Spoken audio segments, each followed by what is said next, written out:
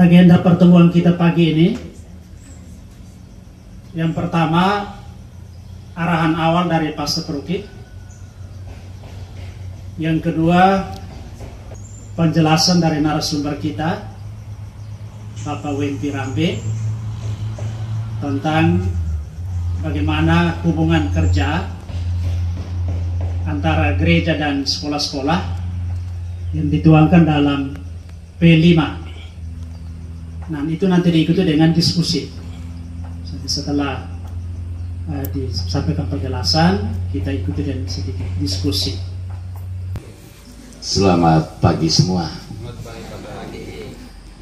Yang saya kasihi Pater John, Pater Jack, Pater Lukas, Bapak Ibu Kepala Sekolah, Bapak Ibu Guru utusan dari setiap sekolah yang hadir pada kesempatan ini yang sama saya kasihi, para pengurus DPP yang berkesempatan hadir yang juga saya kasihi.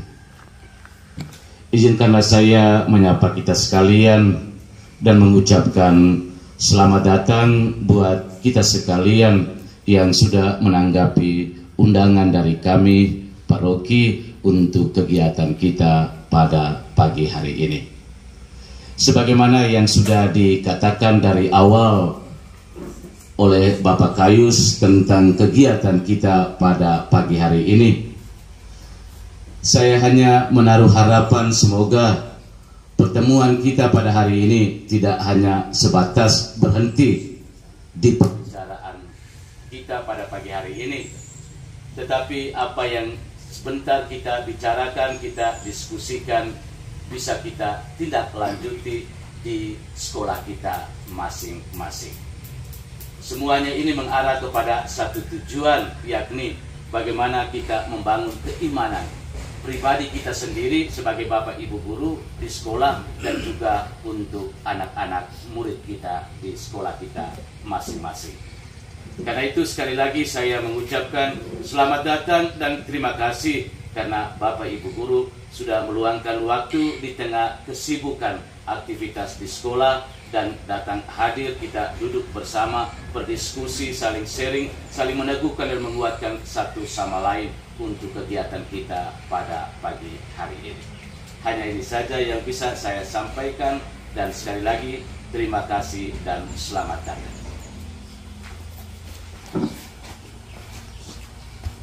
Baik, selamat pagi untuk kita semua.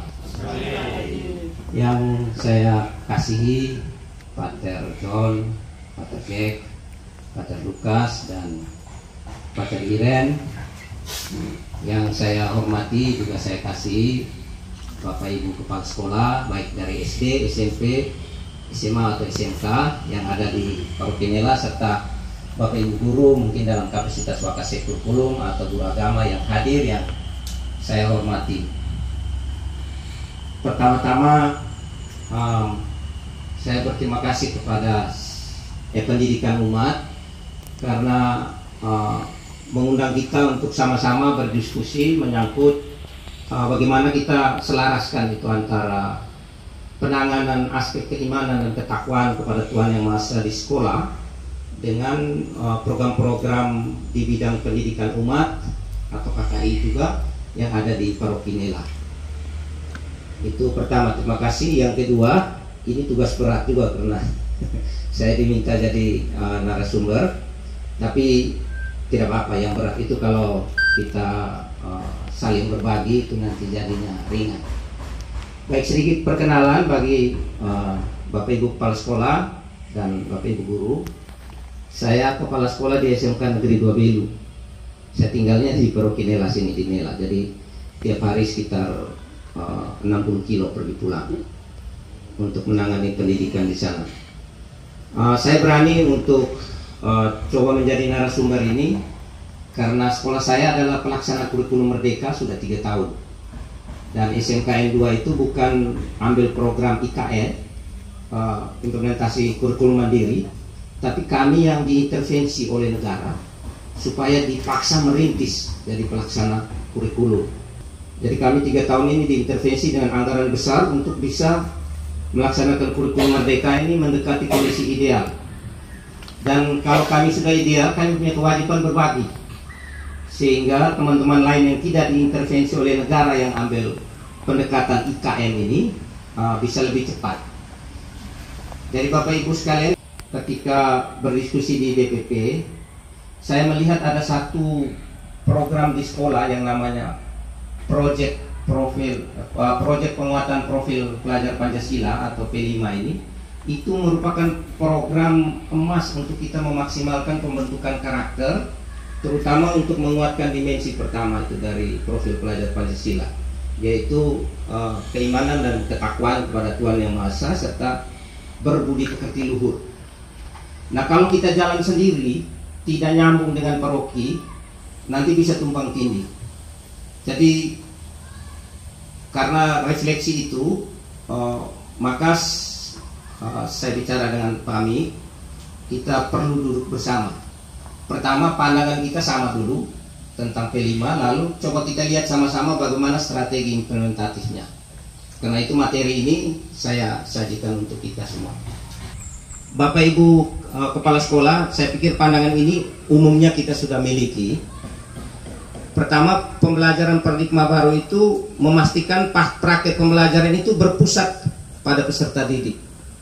Jadi tidak lagi teacher sentris, tetapi student sentris, berpusat pada peserta didik. Guru tidak lagi sebagai pengajar, lebih dominan dia itu sebagai coaching, sebagai fasilitator.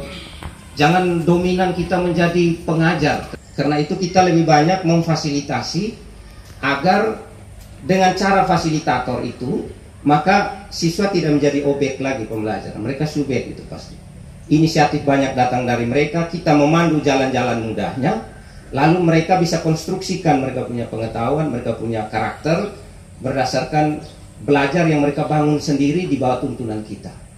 Jadi untuk mengukur kualitas satuan pendidikan sebetulnya, bukan peserta didik. Kalau ujian nasional itu kan dulu peserta didiknya. Nah, kira-kira itu yang dimaksudkan dengan perubahan paradigma ini. Kemudian khusus pada bagian akhir ini, profil pelajar Pancasila itu berperan menjadi penuntun arah yang memandu segala kebijakan dan pembaruan serta sistem pendidikan di Indonesia, termasuk pembelajaran dan assessment. Bapak Ibu, kalau kita mau beralih ke paradigma baru ini, yang student center ini, Bapak Mama harus keluar dari zona nyaman yang datang mengajar dengan ini pola-pola lama, mengandalkan buku teksnya, datang berdiri di muka lama-lama seperti saya ini, ya harus dirubah supaya pembelajaran itu terjadi betul-betul nampak peserta didik lah yang dominan, bukan guru atau pendidiknya. Ini tidak mudah, kami sudah 3 tahun ini merubah anak lebih mudah daripada saya merubah guru. Guru itu terlalu nyaman dengan dia cara mengajar yang masa lampau itu. Ya, padahal pemerintah sudah menyiapkan begitu banyak instrumen untuk memudahkan kita menggunakan paradigma baru pembelajaran ini. Pelajar Indonesia, pelajar sepanjang hayat itu yang mau dibangun itu adalah pelajar yang memiliki 6 dimensi profil pelajar Pancasila ini. Mulai dari beriman dan bertakwa kepada Tuhan Yang Maha Esa yang menjadi fokus kita mau bahas siang hari ini, lalu berkebenekaan global, bergotong royong, kreatif, bernalar kritis dan mandiri. Ini 6 dimensi profil pelajar Pancasila yang dalam budaya sekolah, yang dalam kegiatan intrakurikuler yaitu kegiatan pembelajaran, yang dalam kegiatan proyek profil pelajar Pancasila atau kokurikuler, dan yang di dalam kegiatan ekstrakurikulernya harus dibangun. Ya. Jadi dimensi ini, 6 dimensi ini harus terbangun dan mampu kita bentuk pada pribadi anak-anak itu, baik melalui budaya sekolah, baik melalui kegiatan intrakurikuler, maupun dengan kegiatan ekstrakurikuler atau yang namanya proyek profil pelajar Pancasila. Ya. Ini yang diharapkan. Supaya apa nih? Supaya bisa ini menghasilkan profil pelajar Pancasila di setiap satuan pendidikan, yaitu siswa yang kompeten dan berkarakter, yang ini dijabarkan dalam P3, dibangun dalam keseharian, dihidupkan dalam setiap individu peserta didik melalui budaya sekolah, melalui pembelajaran intrakurikuler, melalui P5 dan melalui ekstrakurikuler seperti tadi saya sampaikan.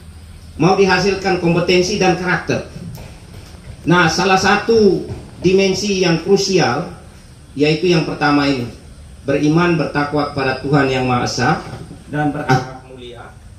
Yang saya sebagai kepala sekolah menilai, kalau sekolah berjalan sendiri, tidak berkolaborasi dengan paroki, takutnya ada tumpang tindih, ya, tumpang tindih dalam sisi kebijakan, dalam sisi pelaksanaan.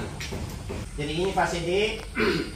Nanti tinggal kalau beriman dan bertakwa, ini partner mereka juga bisa lihat ini. Kami punya kewajiban itu membentuk akhlak beragama, akhlak pribadi, akhlak kepada manusia, akhlak kepada alam, dan akhlak bernegara. Yang akhlak beragama itu, Pater, apa-apa saja harus kami bangun, yaitu sub elemen ini, mengenal dan mencintai Tuhan Yang Maha Esa. Kemudian pemahaman agama dan kepercayaan, serta pelaksanaan ritual ibadah. Kalau melihat sub-sub elemen ini kan otoritasnya terbesar ada di gereja. Jadi kalau sekolah mau implementasikan tanpa dia berakrab dengan yang punya otoritas, takutnya kita melenceng. Karena itu forum hari ini penting kita lakukan supaya penerapan di sekolah itu merupakan upaya maksimal memberhasilkan program-program gereja. Jadi bisa kita lihat ini bukan peran guru agama saja, Pak. Ini lintas mata pelajaran, ya, lintas disiplin ilmu dengan fasilitator lintas guru.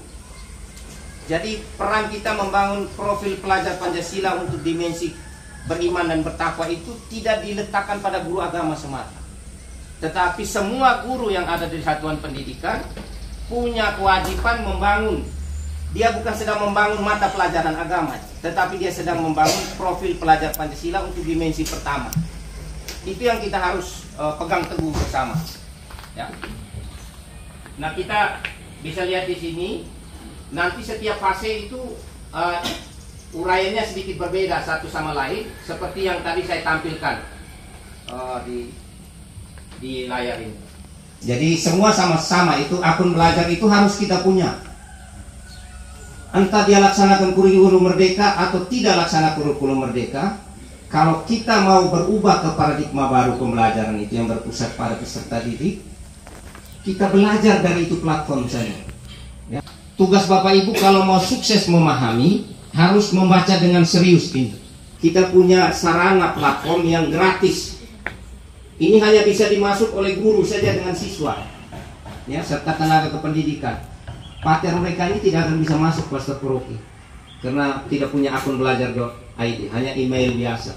Yang bisa masuk itu hanya kami guru yang ada di bawah binaan Kementerian Pendidikan. Ketika kami dibekali pertama, Bapak Ibu kepala sekolah dan guru, filosofi Ki Hajar Dewantoro itu guru harus menghamba pada muridnya.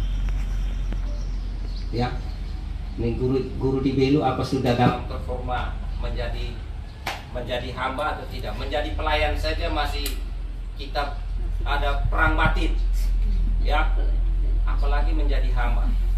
Tapi filosofi inilah yang memberhasilkan Ki Hajar Dewantoro ini membangun pendidikan yang menjadi model kita selama ini.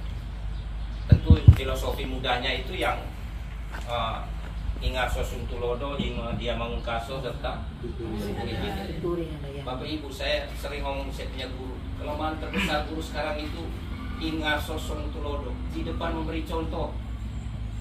Dia suku dorong dari belakang gitu, Tuturi Handayani. Mungkin karena kita punya simbol Kementerian Pendidikan Tuturi Handayani, dia maksimalkan dorong dari belakang. Lupa dia kasih contoh. Kalau kita mau bicara anak disiplin, kita duluan disiplin. Kalau kita larang anak mabuk, kita duluan tidak mabuk. Semacam itu prinsip atau filosofi yang harus kita miliki.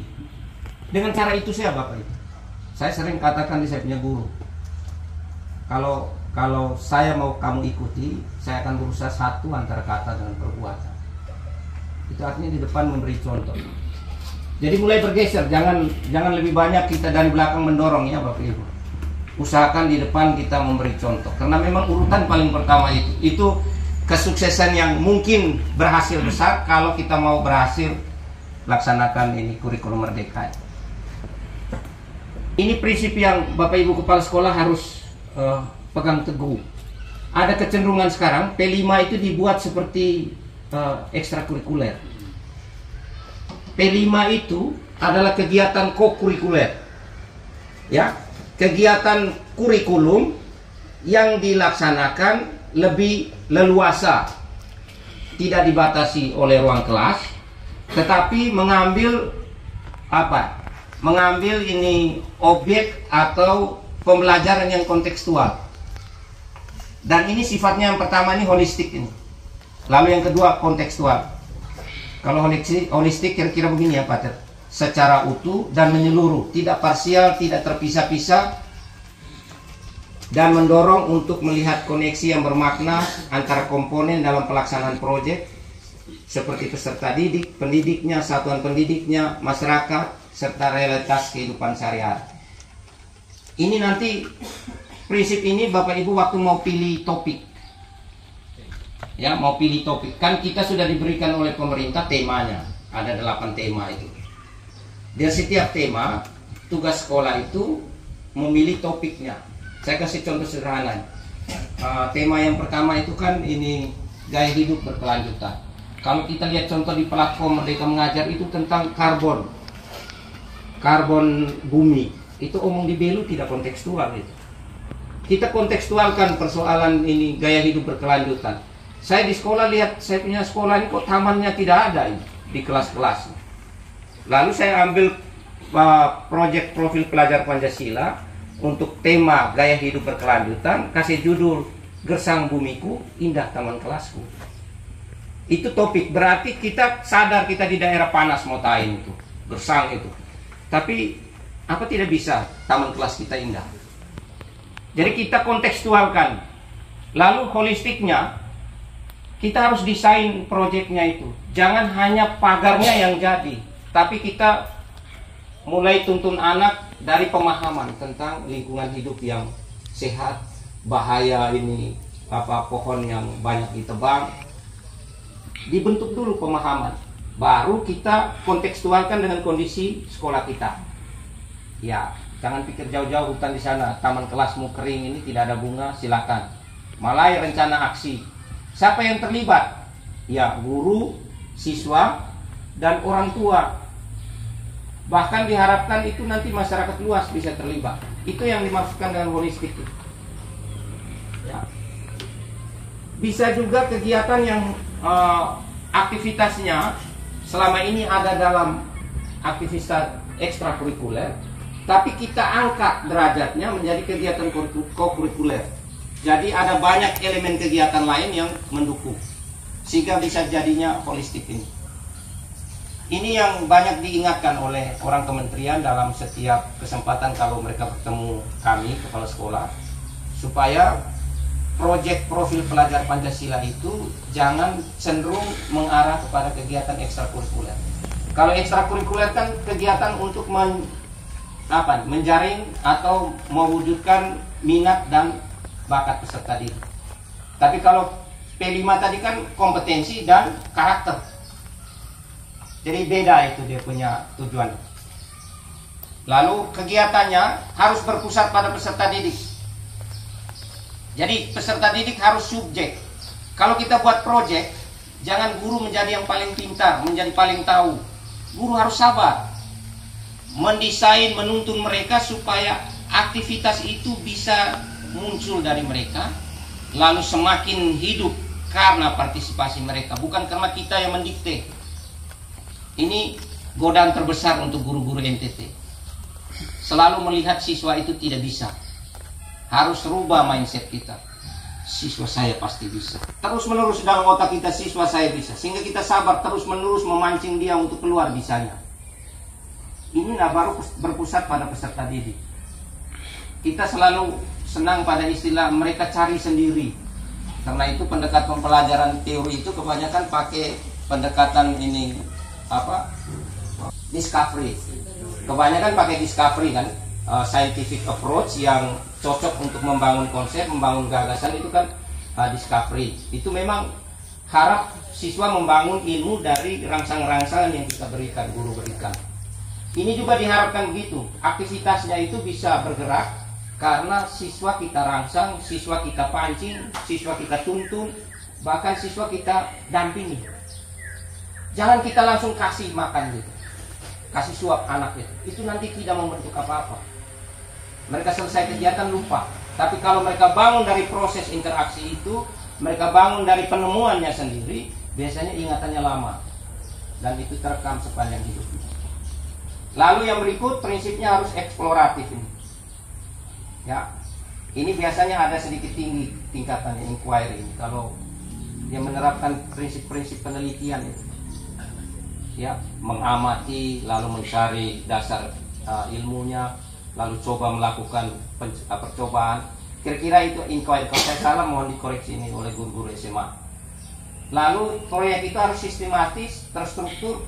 Nah, sistematis ini yang nanti sebentar terakhir kita harus mendesain modulnya. Sekolah saya itu berhasil proyeknya, saya pun Taman Indah itu dari gersang jadi hijau. Karena kita desain aktivitas lebih banyak pendekatan teknik, maka bisa dijamin hijau taman. Jangan berorientasi pada hasil produk, tapi perubahan karakter. Jadi 6 dimensi itu yang mau dibangun.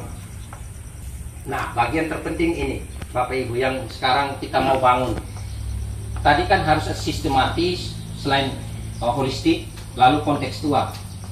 Kelemahan terbesar guru-guru di Kabupaten Belu, minta maaf, ini saya punya pengamatan sepintas selalu, mampu mewujudkan aksi, tetapi lemah mendesain dokumennya. Kebanyakan guru itu mampu mewujudkan aktivitasnya, tetapi sulit aktivitas itu didesain dengan dokumen yang selaras dengan aktivitasnya. Karena itu bagian ini kita harus ikuti dengan baik, terutama kita yang Bapak Ibu Kepala Sekolah harus kuasai dengan baik supaya meneruskan kepada kita punya guru yang melaksanakan P5 itu benar. Pertama itu harus merancang alokasi waktu dan dimensi profil pelajar Pancasila apa yang mau dibentuk lewat proyek itu. Ya, pertama alokasi waktu. Lalu yang kedua dimensinya. Ada 6, jangan semua Bapak Ibu. Bapak Ibu Kepala Sekolah, cukup 3 paling banyak. Karena setiap dimensi elemennya banyak, belum sub elemennya. Jadi jangan nekat semua 6 dimensi itu mau didapat, kemudian kita ukur, lalu lihat ketercapaiannya. Itu kerja berat. Sebanyak-banyaknya cukup 6 dimensi. Setiap dimensi itu elemennya banyak, sub elemennya apalagi. Elemen kalau tidak salah 24. Belum sub elemen dari setiap elemen. Karena itu dimensinya paling banyak, saya sarankan 3. Tidak ada ketentuan regulasinya harus 3, tidak, tapi logisnya saja. Nah, pengalokasian waktunya bagaimana? Nah, Bapak Ibu, ini tidak bisa sesuka kita kepala sekolah, harus merefer kepada dokumen kurikulum, ya. Dokumen kurikulum kita baik dari TK sampai dengan SMA, SMK, SLB itu ada di Permendikbud nomor 262. Bapak Ibu Kepala Sekolah, itu dokumen wajib yang semua kepala sekolah pegang, supaya ketika kita punya guru jalan di luar koridor, kita bisa mengevaluasi berdasarkan dokumen itu. Permendikbud 262 tahun 2022 kalau tidak salah. Ini kita nanti masing-masing ini saya jelaskan untuk membantu kita sebentar. Terakhir outputnya kita bisa merancang modul ajar yang kita sinkronkan dengan program kerja dari DPP. Ya. Lalu setelah kita pilih alokasi waktu, setelah kita tetapkan 3 profilnya, yang berikut membentuk tim fasilitasi. Ini Bapak Ibu menurut Permen 262 itu dihitung jam sertifikasi. 1 rombel 2 JP. Kalau 5 rombel sudah berapa JP? Dihitung sertifikasi. Kurang jamnya guru. Ini sengaja saya sebut Pak, karena guru-guru dipancing dengan ada kompensasi sertifikasi, mereka rajin kerja. Ya. Jadi Bapak Ibu Kepala itu 2 JP, dia jadi fasilitator per rombel. Ya, kalau kita tangani 5 rombel sudah 10 JP. Ya, jadi kita bentuk tim fasilitator yang dilakukan oleh kepala sekolah. Nah, ini semua ada regulasinya, Bapak Ibu kepala sekolah. Ya, siapa guru-guru yang terlibat, jangan asal tunjuk. Kita tentukan dalam dokumen kurikulum operasional sekolah. Jadi Bapak Ibu kepala sekolah nanti kalau sedang belajar, mandiri belajar itu, coba mulai buat tim penyusun kurikulum operasional sekolah, yang di dalamnya nanti itu akan terlihat guru mata pelajaran apa yang bertugas mendampingi siswa untuk proyek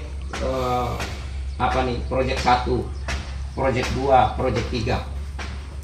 Itu kita desain dalam kurikulum operasional, nanti saya tunjukkan contohnya. Lalu identifikasi tingkat kesiapan satuan pendidikan. Ini Bapak Ibu kepala sekolah yang menilai kita punya kesiapan sekolah bagaimana. Ya. Ini sangat tergantung pada cara melihat dari masing-masing kepala sekolah untuk situasi sekolah kita. Jadi ini identifikasi kita punya kesiapan. Dari segi pendanaan bisa tidak, karena harus lihat rapor pendidikan Bapak Ibu. Salah satu ini rekomendasi rapor pendidikan pasti ada kaitan dengan P5. Silakan kalau lihat rapor pendidikan, maka kita harus taruh dana juga untuk bisa laksanakan P5 di situ. Jangan untuk beli sarana prasarana saja Bapak Ibu kepala sekolah. Harus untuk aktivitas. Ya, pendampingan P5. Ini kita lihat kesiapan anggaran, kesiapan guru dan seterusnya. Lalu pilih tema. Kita dalam pertemuan ini wajib memilih satu tema yang memperkuat dimensi beriman dan bertakwa kepada Tuhan Yang Maha Esa. Jadi Bapak Ibu kepala sekolah harus ada satu tema. SD punya tadi ada 2 tema toh. Satu tema sudah otomatis ini memperkuat keimanan dan ketakwaan kepada Tuhan Yang Maha Esa. Itu ambil tema bangunlah jiwa dan bangunlah ragaku. Itu tema wajib untuk SD, SMP, SMA, SMK mendukung dimensi pertama tadi, mendukung program paroki. Jadi ambil tema bangunlah jiwa dan bangunlah ragaku. Mudah-mudahan persis begitu nama temanya. Itu tema yang ada hubungan dengan dimensi pertama. Cukup banyak hubungan. Berarti SD tinggal satu tema lain, ambil tema yang terserah Bapak Ibu mau perkuat apa lagi. Ya. Lalu yang berikut, tentukan topik. Setiap tema itu harus di breakdown ke topik. Pilihlah topik. Pertama menarik, yang kedua mewakili aktivitasnya. Jangan sekedar menarik tapi jauh dari aktivitasnya. Nanti tidak ada korelasi dengan aktivitasnya. Ya, seperti tadi saya contoh tentang gersang bumiku, indah taman kelasku. Ini gaya hidup berkelanjutan, memelihara taman supaya hijau. Itu kan kita mengurangi emisi karbon, kan gaya hidup berkelanjutan.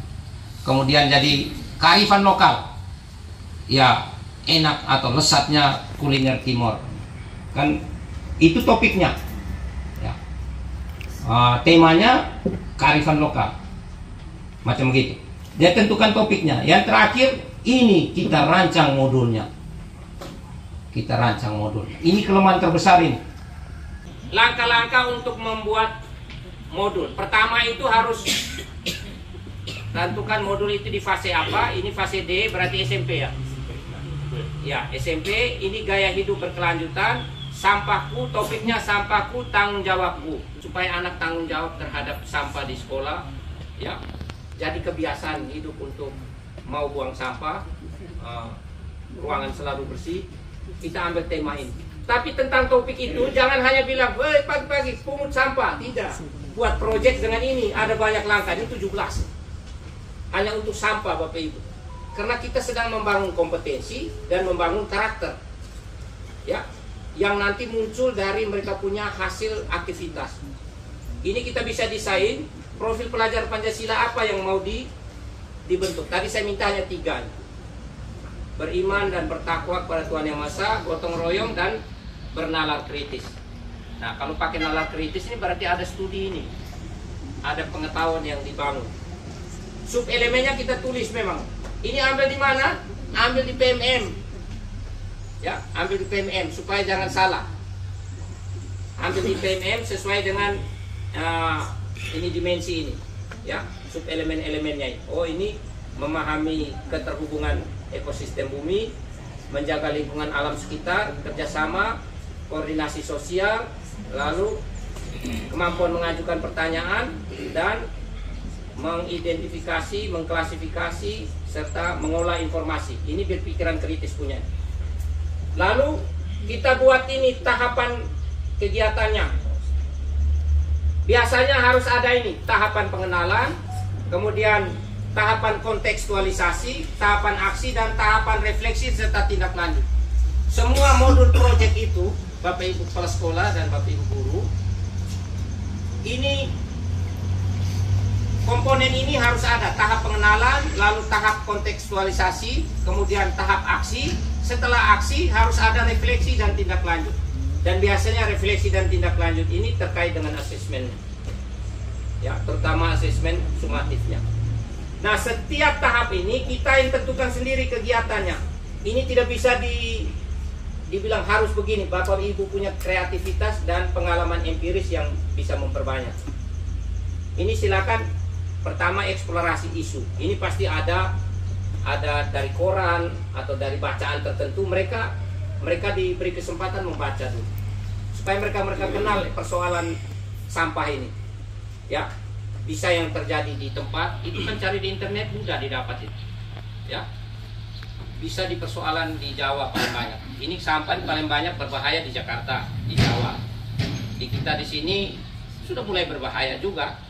Sampah minuman kemasan botol, gelas plastik itu sudah mulai berbahaya juga. Lalu kita lihat ini kita kenalkan, lalu mereka diminta untuk memberi refleksi dari isu yang mereka sudah belajar itu. Ini berarti biasanya dalam kelas, masih skopnya di dalam ruangan. Bisa dengan berdiskusi, asal jangan kita yang tuntun, kita yang menunjukkan. Mereka refleksikan sendiri. Lalu supaya mereka itu istilahnya terangsang, stimulus. Mereka diajak ke ini TPA ini belakang misalnya ini, supaya lihat persoalan di sana. Mereka ngalami bau di TPA, kan lebih mudah mereka memahami situasi. Mereka kunjung TPA peduli. Lalu setelah mereka kunjung, mereka masuk kembali di kelas untuk diskusi. Nah, ini sudah mulai ada kegiatan keluar, dan itu biasanya anak-anak senang. Tapi ini butuhkan biaya, komunikasi dengan orang tua, ya. Orang tua antar, kalau SD pasti orang tua juga ikut terlibat mengantar supaya anak-anak tahu sampah. Ini masyarakat bisa terlibat. Setelah itu kembali sekolah mereka diskusi. Lalu kontekstualisasikan masalah sampah yang sifatnya umum disesuaikan dengan konteks di sekolah. Ini istilahnya trash talk, sampah di satuan pendidikan. Mereka identifikasi sampah-sampah di sekolah itu apa, ya. Masih kegiatan membangun pemahaman itu. Ini dilakukan di kontekstualisasi. Yang ini tadi umum mereka dapat di luar, lalu mereka organisasikan secara mandiri. Nanti bisa lewat lembaran kerja, LKS yang Bapak Ibu guru buat. Dan seterusnya sampai dan terakhir ini. Ini ada asesmen sumatif, ya. Dan dalam proses ini yang ada asesmen formatif. Nah, ini ada asesmen formatif. Sebetulnya paling awal ini harus ada asesmen diagnostik. Ciri utama kurikulum Merdeka itu ada 3 asesmen ini.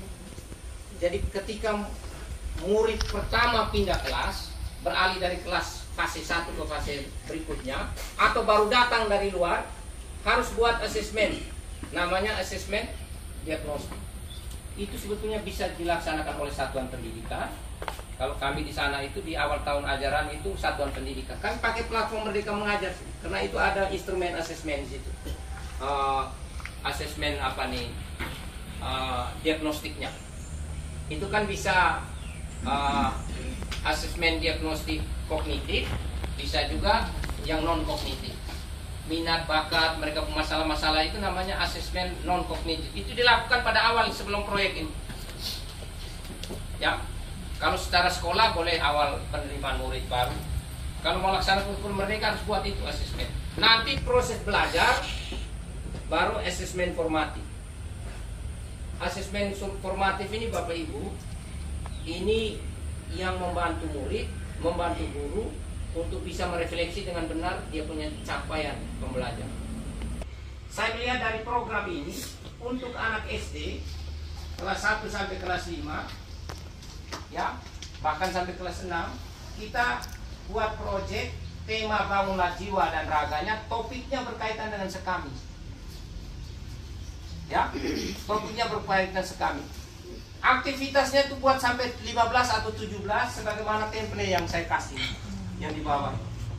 Itu yang kita perlu duduk berpikir mendesainnya. Buatkan modul C5 bagi peserta didik SD fase A, B, dan C dengan tema bangunlah jiwa raganya.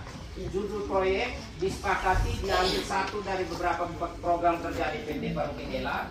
Yang saya sarankan dari seksi KKI tentang sekami ini harus 128 JP. Ya.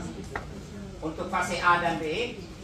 Dan dari seksi liturgi punya mungkin anak SD kelas 5 dan 6 itu yang fase C, mereka itu 112 jam untuk mendesain proyek P5 terkait dengan lektor, pemazmur, misdinar, dan siaran.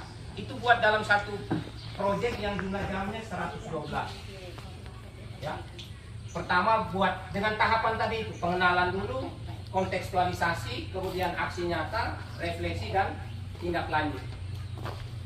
Ini kita buat satu modul ini untuk SD. Kalau melihat itu tema-tema dari kami kasih tadi. Lalu yang kedua, membuat modul P5 untuk SMP dan SMA serta SMK. Buatlah juga modul P5 bagi peserta didik SMP fase D dan SMA fase E dan F dengan tema bangunlah jiwa dan raganya. Karena saya lihat tema lain itu tidak bisa tidak maksimal mengakomodir beriman dan bertakwa kepada Tuhan Yang Maha Esa, kecuali bangunlah jiwa dan raga. Judul proyeknya disepakati diambil satu dari program DPP berikut ini. Untuk fase D SMP itu tentang lektor, pemazmur, dirigen, lalu kor, lalu menjadi pemain organis, menjadi putra putri altar itu selama 120 JP ini dengan komponen utama tadi pengenalan, kontekstualisasi, aksi, lalu refleksi. Ini kalau macam ini di refleksi dan tindak lanjut itu kan paling asik. Mereka tampil di gereja mulai membaca, mereka tampil di gereja sebagai dirijen. Itu kan kesempatan mereka untuk kita asesmen mereka. Kemudian kalau yang SMA mungkin ini ya, seksi KTCC dan kitab suci terpadu tentang KTKC APP dan BKSN. Kemudian bulan Rosario, bulan Maria untuk SMA SMK. Kalau dalam pikiran saya begitu, kita begini misalnya, Bapak Ibu, beriman dan bertakwa di sekolah negeri paling lemah. Ya, banyak guru tidak tahu pimpin doa. Jangankan doa Bapak kami, doa Salam Maria diusaha. Ini temuan kepala sekolah. Kita ngapain berpikir yang terlalu jauh tentang beriman? Kita hidupkan doa Rosario rutin di bulan Mei dan di bulan Oktober. Tapi menjadi satu bagian dari P5-nya. Tinggal kalau mau fokus ke Rosario, pertama bisa mendampingi bangun pengenalan tentang doa Rosario dulu. Pemahaman tentang Rosario, sejarahnya, bangun dulu, setelah itu baru kontekstualisasikan dengan keadaan di sekolah. Setelah itu baru aksinya. Ya. Wah, itu asik juga itu kalau satu kelas akhirnya kita pastikan semua tahu pimpin doa Rosario, tahu intensinya, kemudian aksinya mereka lanjutkan di lingkungan-lingkungan yang mereka pimpin doa. Kan hidup itu akhirnya. Kehidupan beriman yang dilatih di sekolah, implementasinya di lingkungan. Kalau kita tidak bentuk di sekolah, Bapak Ibu, jangan salahkan kalau doa Rosario itu hanya SD saja ya. SMA, SMP itu tidak ada lagi. Karena mereka tidak tahu tuh untuk buat dia punya intensi. Itu yang sederhana. Belum lagi kalau yang agak sulit, agak berat, tetapi menantang itu di BKSN. Jadikan P5 di bulan September itu bulan Kitab Suci Nasional untuk dilaksanakan dalam skema P5 ini. ya, asal tahapan P5-nya diikuti, ya, mulai dari pengenalan, kemudian kontekstualisasi, aksi, sama refleksi. Kalau tidak ada itu bukan P5, itu aktivitas kerohanian dari guru agama misalnya. Ini yang saya harap bisa disusun. Kalau boleh nanti boleh didampingi atau nanti di proses legitimasinya disahkan oleh paroki dokumennya di samping oleh kepala sekolah sehingga bisa diterapkan. Ya. Untuk SD ini maksimalkan P5 untuk sekami itu. Ya. Sedangkan kelas 5 dan 6 ini untuk lektor, pemazmur, misdinari. Silakan diramu dia punya aktivitasnya. Saya yakin Bapak Kepala Sekolah bisa tuntun Bapak Ibu gurunya sehingga bisa menghasilkan dokumen modul proyek P5. Demikian saya kembali. Baik, terima kasih untuk narasumber kita yang sudah secara panjang lebar menjelaskan tentang bagaimana kita meningkatkan keimanan dan ketakwaan kepada anak-anak didik kita melalui sinkronisasi program DPP dan P5 di sekolah. Mudah-mudahan ini akan kita tindak lanjuti. Berikutnya kita akan berdiskusi. Baik, sesi pertama saya beri kesempatan Pater dan Pak Gores. Satu lagi. Dan Pak Ben, ya. Baik, terima kasih untuk Bapak Wendy yang sudah mempresentasikan semua itu untuk kami. Saya hanya ada satu pertanyaan tadi tentang paradigma yang bergeser dari teacher center ke student center. Memang program ini bagus, di mana keaktifan itu bukan hanya muncul dari guru dan terkesan siswa pasif, tetapi sekarang ini justru keaktifan itu mulai dibangkitkan dari siswa. Saya mulai berpikir kalau anak-anak SD ini mulai menjadi pusat pembelajaran, tidak lagi menjadi guru, bagaimana dengan anak-anak di kampung yang internetnya tidak jelas, ada juga yang belum tahu menggunakan HP dan lain-lain. Padahal kita katakan bahwa pengetahuan itu sudah ada di media sosial dan itu anak bisa belajar dari sana, belajar sendiri. Tapi kendala yang kita hadapi itu hal-hal macam itu kadang-kadang juga menjadi batu sandungan untuk anak-anak bisa menjadi student center. Sehingga saya berpikir bagaimanapun peran Bapak Ibu guru khususnya di SD di kampung-kampung, mungkin juga di SMP dan SMA, itu peran itu tetap dilaksanakan, ya mengikuti apa yang sudah dicetuskan oleh Bapak Ki Hajar Dewantara tadi, bahwa guru bukan hanya dari depan, tapi guru juga dari belakang.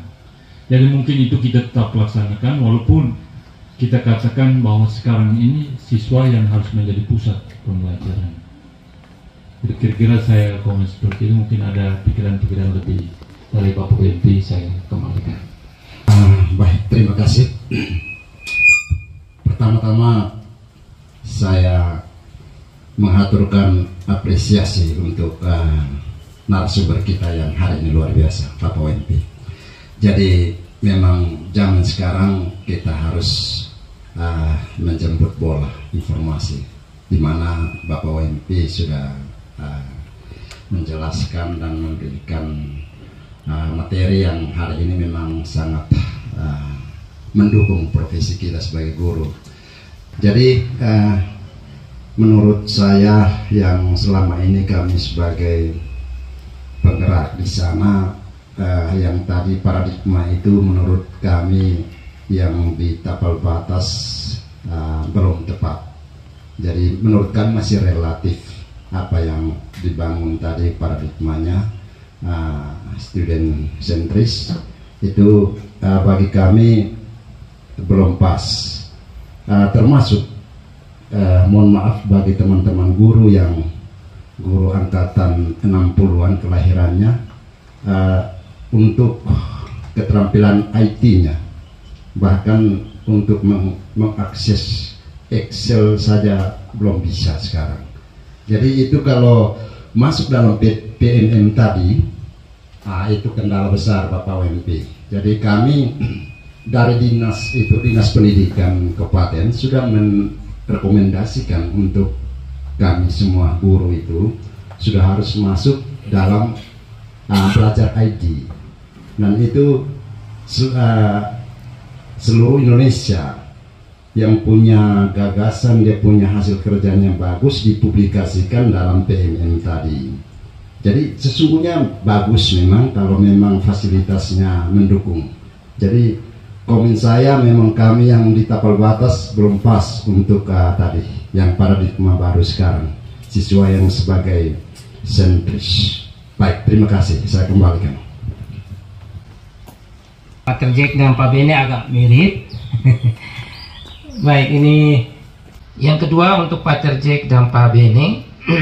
Ini kendala seperti itu hampir semua kesempatan itu disampaikan berbagai sekolah yang dari luar daerah-daerah kategori maju. Kita yang daerah T ini biasanya keluhan itu, tapi kata mereka sama, kita harus terapkan kurikulum merdeka, hanya kita buat penyesuaian-penyesuaian dengan kondisi kita. Mungkin yang kita sepakat tidak boleh kita tinggalkan, pertama pembelajaran yang berpusat pada siswa itu harus ini apa nih? Paling pertama itu untuk memenuhi teaching at the right level itu. Kita melakukan pembelajaran sesuai dengan level kompetensi anak. Maka kegiatan diagnostik harus dibuat. Supaya kita tahu anak ini ada di fase E kelas 10. Mereka punya kompetensi esensial itu di fase mana? Bisa jadi dia matematika itu masih di fase D. Bisa jadi yang lain betul sudah di fase E. Kita diagnostik itu awal. Memang bagi sekolah yang internetnya baik, memudahkan dia diagnostik dengan langsung dengan internet. Tapi yang tidak, tidak bisa. Bisa kan sekolahnya duluan mendownload semua asesmennya itu. Ya kan kepala sekolahnya atau guru tertentu yang bisa IT kan bisa ke daerah yang jaringannya baik. Dia punya instrumen-instrumennya, dia download. Memang berarti dia by text, tidak bisa online. Dia tidak bisa pakai jawaban otomatis. Enak kalau online itu guru tidak periksa lagi, sistem yang periksa dan memberi kesimpulan. Jadi kita dapat kesimpulan level anak itu tidak keliru kalau pakai PMM itu. Karena analisa kemudian dia punya deskripsi level kompetensi anak itu otomatis sistem itu bagusnya kalau tidak ada internet. Tapi kalau tidak, bukan berarti tidak bisa. Nanti kita download lalu kita buat. Asesmennya tidak boleh dihilangkan. Yang kedua, yang harus berubah itu di ciri penilaian yang sekarang lebih senang pakai asesmen. Kalau dulu kan piramidanya terbalik, sumatif yang besar, sedangkan formatif itu kecil. Nilai untuk tujuan anak lulus, nilai untuk tujuan lapor itu tidak penting sekarang. Yang penting itu nilai untuk proses yang namanya formatif. Jadi guru ditekankan supaya jujur memberi nilai, supaya umpan baliknya benar kepada siswa dan kepada guru. Kita asesmen dalam proses, kalau ternyata dia dapat 5, kesimpulannya dia belum kompeten, maka siswa itu harus kita dampingi lagi sampai kompetensinya tercapai. Jadi guru tidak didorong untuk kejar materi. Ya, di kurikulum merdeka ini anak punya level kompetensinya harus berkembang. Bukan harus tercapai, harus berkembang. Dia dari belum bisa menjadi semakin bisa. Tidak penting dia harus tercapai semua kompetensinya. Makanya diperkenalkan tadi pembelajaran terdiferensiasi. Karena anak itu berbeda-beda. Setelah kita assess dia, kan dia punya level beda-beda. Kalau level yang hanya di fase D, ya kita pendekatan untuk orang-orang anak-anak di fase D. Kalau dia level di fase E, ya untuk SMA SMK ini dia bisa didampingi dengan materi-materi untuk fase E. Ini yang diharapkan diterapkan. Itu kan tanpa teknologi bisa diterapkan karena bisa terbantu. Lalu yang berikut, pengurangan metode-metode yang berpusat pada guru. Kan sudah sejak kurikulum 13 kita diperkenalkan dengan model-model saintifik. Model saintifik itu kan pembelajaran ada sekitar 5 model itu yang masuk saintifik itu. Problem based learning, project based learning, inquiry, kemudian ini discovery learning. Ini yang diperbanyak model-model itu. Lalu di dalam setiap model itu kita bisa variasi pilih metodenya. Ya. Usahakan kurangi metode ceramah karena ceramah itu teacher centris. Pakai permainan. Makanya sekarang kan didorong untuk gerakan sekolah menyenangkan. Belajar sambil senang biasanya mereka ingatnya lama Bapak Ibu. Berbeda dengan kita dulu. Kita dulu ukuran tahu jawab hebat. Apa kita yang hebat yang guna dalam hidup Bapak Ibu? Kita yang saya pintar sekali dulu, tapi paling tinggi saya jadi guru, tidak hebat. Banyak anak yang dia punya aspek lainnya yang kurang, pengetahuan kurang, tapi aspek karakternya bagus, nanti survive dalam hidup. Karena itu kurikulum Merdeka ini diharapkan kita lebih perbanyak metode-metode yang merangsang, mengaktifkan anak punya inisiatif. Ya, itu kan bisa tanpa teknologi juga. Artinya kita yang di kampung juga bisa pakai permainan-permainan yang alat kampung kita untuk membangkitkan mereka punya inspirasi. Dan bagi kita guru ya kebetulan ke kota, kita bisa memperkaya itu dengan coba pakai internet, lihat contoh-contoh inspiratifnya. Jadi Bapak Ibu, ini hebatnya kurikulum Merdeka. Kita tahu bagi SMA, bagi SMK itu enak betul. Saya sekarang itu dituntut sukses pembelajaran, sukses bisnis. Masuk SMK itu harus dua-dua itu. Jadi harus bisa menghasilkan uang. Karena uang datang banyak pasti lewat cara yang benar. Cara yang benar berarti pengetahuannya benar, pembelajaran jalan. Jadi kalau SMA saya tidak tahu. Kalau SMK itu kami dituntut untuk sukses pembelajaran, sukses bisnis. Yang pusing buat saya sekarang bagaimana mengajak guru untuk belajar sambil berorientasi bisnis. Bersyukur 1-2 jurusan bisa. Ya. Karena SMK itu yang diharapkan langsung keluar bisa dapat tenaga kerja yang bisa ini dia survive hidupnya. Saya kasih contoh konkret bagaimana implementasi kurikulum Merdeka. Saya sedang proyek pare. Saya datangkan petani pare yang sukses di Belu jadi guru tamu. Setelah dia jadi guru tamu, saya pun guru sudah serap kami. Guru tamu dampingi untuk budidaya, ya budidayanya. Pakai standarnya kelompok tani itu, bukan pakai standar guru pertaniannya, tapi kelompok tani yang sudah sukses itu. Lalu pupuknya, kemudian pestisida ikut yang mereka punya. Ternyata jauh lebih cepat sukses. Anak SMK itu sampai pergi ke pasar, dia berdagang, dia belajar berbisnis, dia jualan di pasar, di jam sekolah. Lalu bagaimana dengan mata pelajaran lain? Mata pelajaran lain bangun komunitas untuk diskusi. Maka sekarang ada komunitas belajar tuh. Misalnya di hari itu ada pembelajaran budidaya pare 4 jam. Ada 2 jam bahasa Indonesia, 2 jam agama. Di jam keempat, jam kelima sampai jam ke-8. Nah, guru agama dan guru bahasa Indonesia tadi tidak boleh membatalkan proyek. Dia harus masuk dalam proyek. Lihat dalam proyek agama apa yang, komponen agama mana yang perlu dia perkuat dalam proyek itu. Komponen bahasa Indonesia apa yang perlu dia perkuat dalam proyek itu. Karena memang tamatan SMK bukan supaya jadi guru bahasa Indonesia, tapi bisa jadi petani sukses. Bagaimana dia gunakan bahasa Indonesia yang untuk sukses, bagaimana dia punya karakter keagamaan yang baik supaya bisa sukses. Jadi dia pergi pasar tetap di pasar. Guru agama perhatikan sopan santunnya, ya. Guru bahasa Indonesia perhatikan bahasa tawar menawarnya. Itu yang dibangun. Jadi dia sudah tidak dibatasi sekat mata pelajaran. Itu hebatnya kurikulum Merdeka. Karena negara tidak atur di sana. Tempatkan siswa itu sebagai subjek. Jangan merasa siswa itu tong yang kosong yang kita guru merasa kita yang ada isi mau isi dia. Kita merangsang karena pada hakikatnya secara kodrat setiap anak itu sudah punya potensi pengetahuannya. secara kodrat. Dari lahirnya, dari sononya dia sudah ada potensi, tinggal kita aktifkan. Itu yang diharapkan. Karena yang kita isi-isi itu Pater, hari ini isi, besok dia sudah lupa. Tapi lewat aktivitas pembelajaran yang dinamis, yang menyenangkan, biasanya mereka ingat lama. Ya, dengan melakukan mereka ingat lama. Kira-kira begitu Pater. Jadi tolong yang SD yang jauh jangan pikir hambatan teknologi. Kita yang guru kan bisa ke kota sedikit, yang internet banyak kita download. Karena PMM itu siapkan untuk link penggunaan langsung, tetapi untuk download juga bisa. Kita download asal jangan simpan di memori HP, simpan di Google Drive. Bapak Ibu buat Google Drive sendiri. Karena Google Drive itu sama dengan gudangnya Google. Bukan memori kita punya HP atau memori kita punya komputer. Kalau kita simpan semua di memori kita punya komputer, nanti penuh cepat, itu yang hang itu. Kesempatan untuk pamik.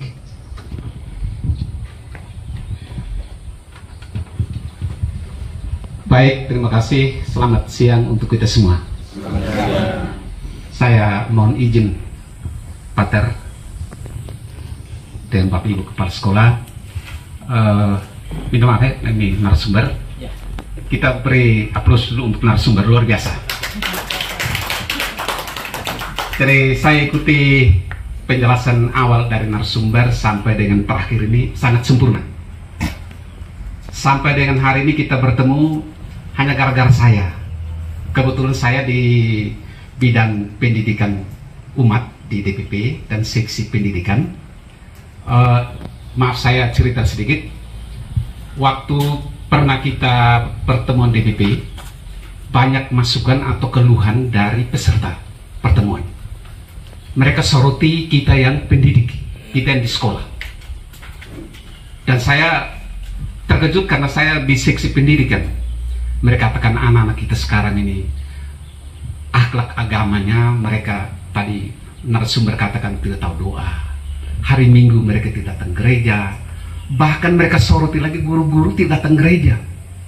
Mereka di rumah, mereka lebih banyak mabok, minum sopi. Ya, itu tadi Bapak Ibu katakan kita bagaimana kita memberi teladan untuk anak-anak itu. Jadi mereka soroti banyak sekali tentang kita yang di sekolah ini. Kebetulan Bapak WMP ini omong tentang P5, maka saya tergerak. Oh, P5 ini ada hubungan kah? Ada hubungan dengan program DPP kah? Bapak WMP katakan ada. Saya tidak menemukan. Tadi Bapak WMP jelaskan, tadi baru saya lihat dia punya benang merahnya. Pelan-pelan, yang tadi kan P5 itu kan ada 8 tadi, saya lihat tidak ada hubungan. Padahal yang dimensi 6 dimensi itu, dimensi pertama itu tentang keimanan dan ketakwaan terhadap Tuhan Yang Maha Esa dan berakhlak mulia atau berbudi pekerti luhur.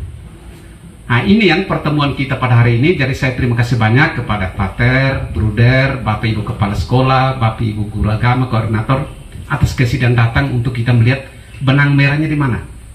Dan tadi kita sudah ikuti penjelasan Bapak WMP tadi, sudah ada benang merahnya. Jadi saya minta kalau bisa kita diskusi fokus di benang merah itu. Program kerjanya. Kita coba fokus ke tadi, ada 2 tugas tadi yang tadi di slide tadi itu Bapak WMP tadi. Mungkin saya tidak membatasi diskusi tidak kita, tapi supaya karena tujuan kita pertemuan pada hari ini adalah sinkron program DPP dengan program sekolah. Jadi Bapak Ibu Kepala Sekolah dan Bapak Ibu Guru semua, nanti Bapak Ibu Guru yang hadir tolong sampaikan ke Kepala Sekolah atau Koordinator P5 atau Wakasek Kurikulum supaya cantumkan dalam kalender pendidikan bulan Januari sampai dengan bulan Februari untuk tema yang pertama tadi, yaitu tentang sekam. Baik, lalu kami yang SMP dan SMA, SMK, untuk yang SMP dan SMA, SMK kita sepakat. Tadi Maer usulkan katekese, lalu Ibu Mary liturgi. Kita paling tidak sepakat 1 atau 2, seperti SD punya sekami. Jadi katekese lektor. Lalu Ibu Mary punya liturgi pemazmur. Baik, kira-kira demikian. Atas nama DPP menyampaikan terima kasih untuk Bapak Ibu Kepala Sekolah dan guru-guru yang hadir dalam pertemuan ini. Terima kasih untuk Pak WMP selaku narasumber, dan terima kasih untuk kita semua